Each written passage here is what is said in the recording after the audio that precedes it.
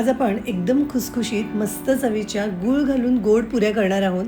मुलांना डब्यात देण्यासाठी, सकाळच्या नाश्त्यासाठी, इवन 2 दिवस बाहेर जायचं असेल तर या पुऱ्या नक्की करू शकतो. तर या पुऱ्या करण्यासाठी इथे मी 1 वाटीभर गूळ घेतला आहे. यामध्ये 1 वाटी गरम पाणी घालते आणि 10 मिनिट हे आपण बाजूला ठेवून देऊ, म्हणजे गूळ पाण्यामध्ये व्यवस्थित वितळेल. गूळ छान वितळला की आता आपण याची कणिक भिजवून घेऊया.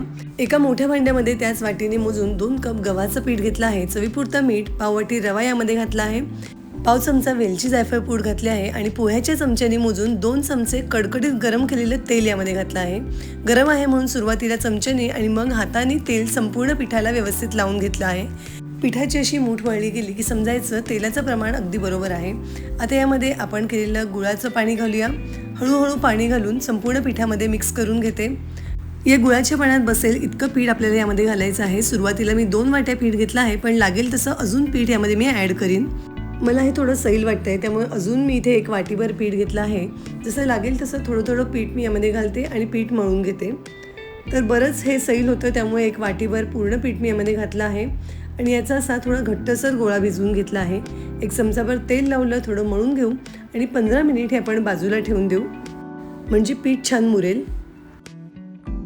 15 मिनिट बाजूला ठेवल्यावर पीठ अगदी व्यवस्थित मुरलं आहे. थोडं घट्ट झालं आहे, पण आपल्याला घट्टच पीठ हवं आहे. आता यातला एक थोडा मोठा गोळा मी काढून घेते आणि याची आपण थोडी मोठी पोळी लाटून घेऊया. आता मी याची एक मोठी पोळी लाटून त्याच्यावर छोट्या छोट्या पुऱ्या कट करून घेणार आहे. पण जर तुम्हाला वेगवेगळ्या पुऱ्या लाटून घ्यायच्या असतील तर तसंही तुम्ही करू शकता. तर इथे मी एक अशी मोठी थोडी जाडसर पोळी लाटून घेतली आहे आणि याच्या छोट्या छोट्या पुऱ्या कट करून घेते. असं केल्याने पुऱ्या एकतर पटकन होतात आणि सगळ्या पुऱ्या सारख्या आकाराच्या होतात. तर इथे मी सगळ्या पिठाच्या पुऱ्या आधी लाटून घेतल्या आहेत. आता मी पुऱ्या तळून घेते. तेल व्यवस्थित गरम झालं की यामध्ये कढईत मावतील इतक्या पुऱ्या घालायच्या आणि लो टू मीडियम फ्लेमवर पुऱ्या व्यवस्थित तळून घ्यायच्या. पुऱ्या तळताना वरच्या बाजूने असा थोडा दाब दिला की पुरी छान फुगते. पुऱ्या एका बाजूने झाल्या की उलटवून घ्यायच्या आणि दुसऱ्याही बाजूने तळून घ्यायच्या.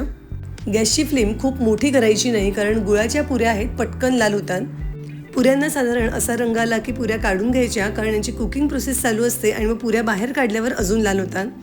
पुऱ्या मस्त खुसखुशीत होतात, चवीलाही छान लागतात. नाश्त्यासाठी, मुलांना डब्यात देण्यासाठी किंवा प्रवासात घेऊन जाण्यासाठी मस्त ऑप्शन आहे.